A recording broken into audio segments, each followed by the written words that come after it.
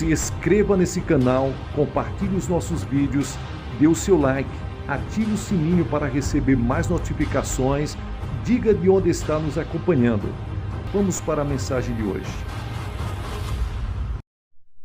David Poinshu, a fé que abre o maravilhoso mundo divino. No sul da China, os nativos foram surpreendidos por uma longa estiagem. Em consequência disso, a falta de alimentos não se fez esperar. Em meio para aquelas circunstâncias, chegou um missionário, anunciou o evangelho e o povo começou a crer em Jesus Cristo. Certo dia, um dos recém-convertidos se aproximou do missionário, manifestando a imperiosa necessidade de sobrevivência. Pastor, estamos morrendo de fome. Por acaso o Senhor pode nos ajudar?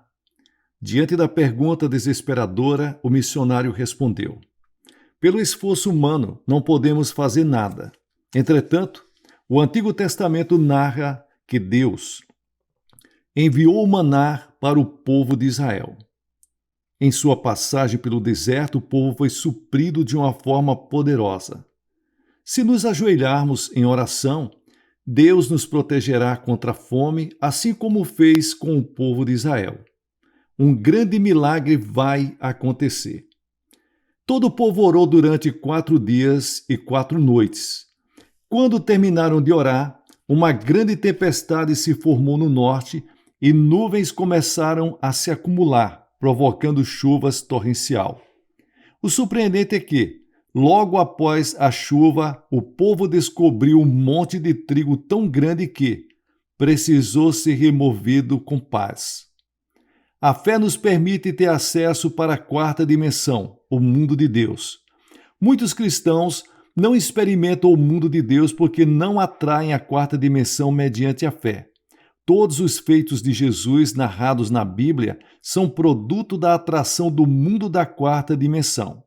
Se você começar a ler a Bíblia com a lente da 4ª dimensão, descobrirá que, ao realizar o milagre, Jesus não dizia, eu o curei, e sim, a sua fé, a sua 4ª dimensão, o curou, ou a sua fé o curou, vá em paz. Em outras palavras, nossa fé é o milagre da 4ª dimensão. O que provocou a ira de Deus em Cades Barnea, limite da terra de Canaã, lugar que manava leite e mel, foi a falta de fé e a desobediência por parte de Israel. Logo depois de passar 40 dias fazendo o reconhecimento da terra de Canaã, 10 espias falaram mal da terra e criaram um ambiente de insegurança e medo. Aqueles espias não tinham Deus no coração, reconheceram, ouviram e observaram a terra do ponto de vista humano. No final das contas, como não criam em Deus, obviamente tampouco lhes puderam obedecer. Por causa do relato desanimador, todo o povo de Israel amedrontou-se, pôs-se em prantos e pediu um novo líder a fim de voltar para o Egito. Tratava-se de uma rebeldia, uma falta de segurança e desobediência grupal. Como consequência, a ira de Deus obrigou Israel a viver durante 40 anos no deserto. O pecado que mais desagrada a Deus é a desobediência e a falta de fé. Algo semelhante aconteceu quando Jesus pregou a palavra em Nazaré, o vilarejo onde vivera. Na sinagoga, o Senhor abordou 2 temas do Antigo Testamento. Tratava-se de nada menos que o milagre de Elias e o de Eliseu. Por meio desse relato, podemos nos dar conta das consequências de alguém que tem fé e reage diante da palavra. O primeiro milagre foi algo que aconteceu na época de Elias. Havia uma grande seca porque não havia chuvas há mais de 3 anos e 6 meses. Em consequência, muitas mulheres em Israel tinham ficado viúvas. No entanto, as viúvas não criam em Deus, tampouco lhes obedeciam. Portanto, Deus não as ajudava. Entretanto, havia uma viúva que vivia em Serepta, um vilarejo pagão. Serepta pertencia para a terra de Sidom, que adorava Baal. Aquela viúva, porém, temia a Deus, cria nele e o obedecia. Embora para o profeta Elias aquela viúva não passasse de uma mulher pagã que adorava outro Deus, o Senhor enviou o profeta para vê-la, para chegar até a sua casa.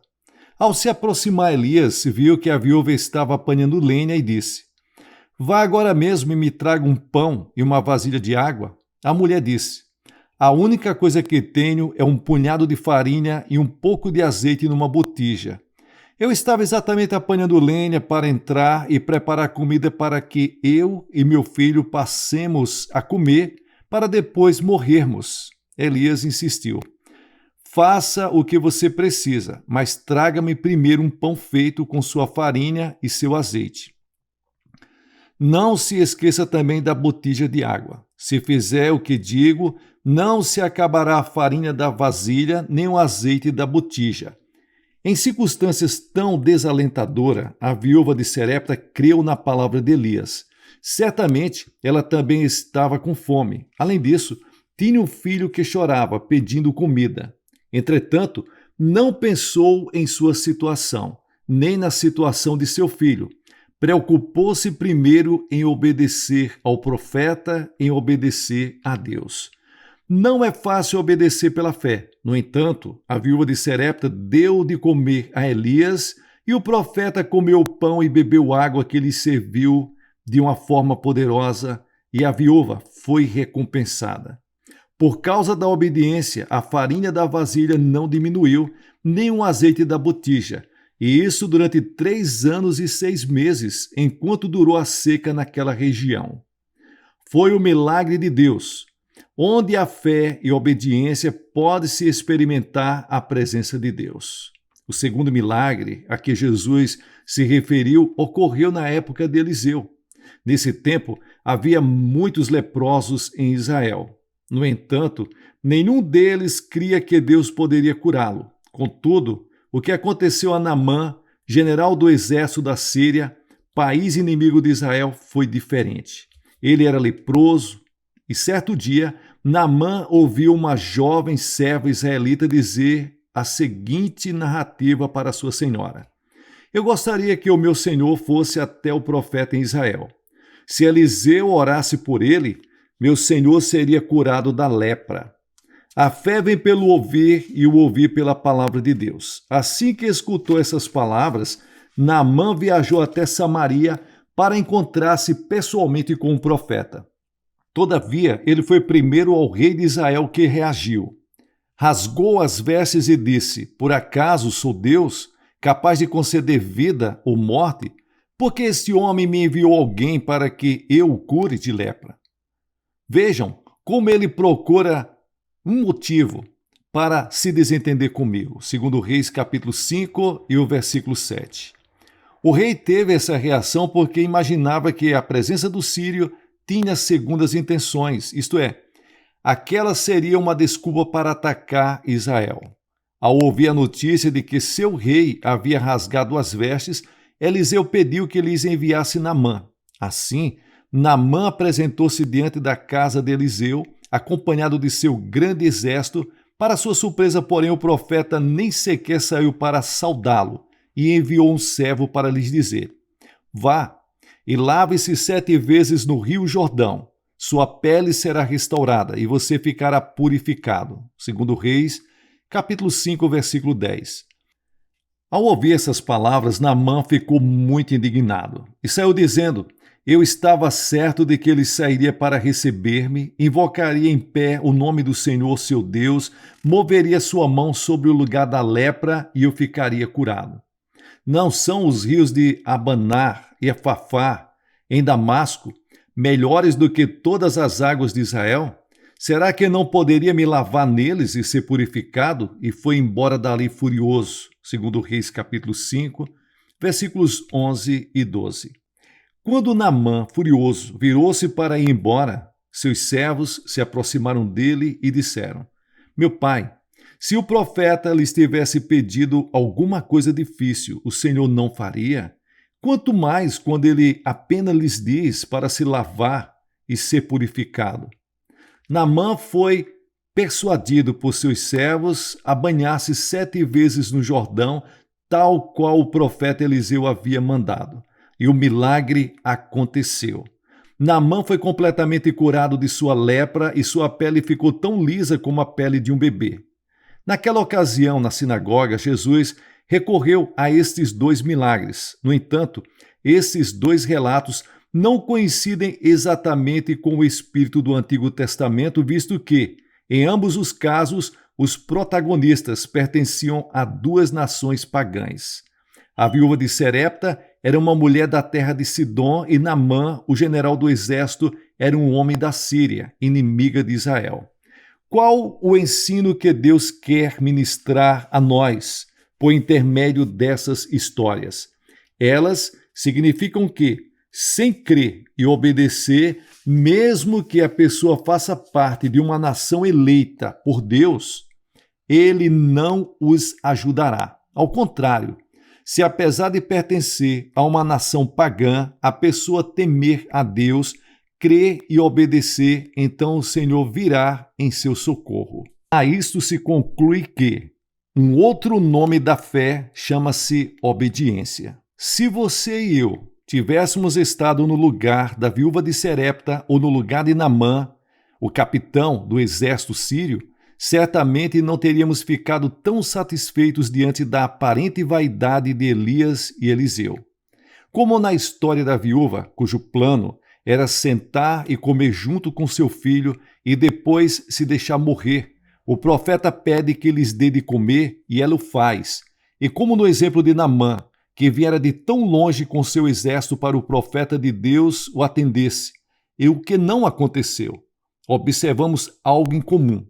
No Novo Testamento, a reação de Jesus para com a mulher Ciro-fenícia, a quem ele comparou com um cão, é também estranha, porque não coincide com a imagem de Jesus que não quebrará o caniço rachado e não apagará o pavio fumegante, como está escrito em Isaías capítulo 42 e o versículo 3. Além disso, os protagonistas destas histórias são todos eles estrangeiros.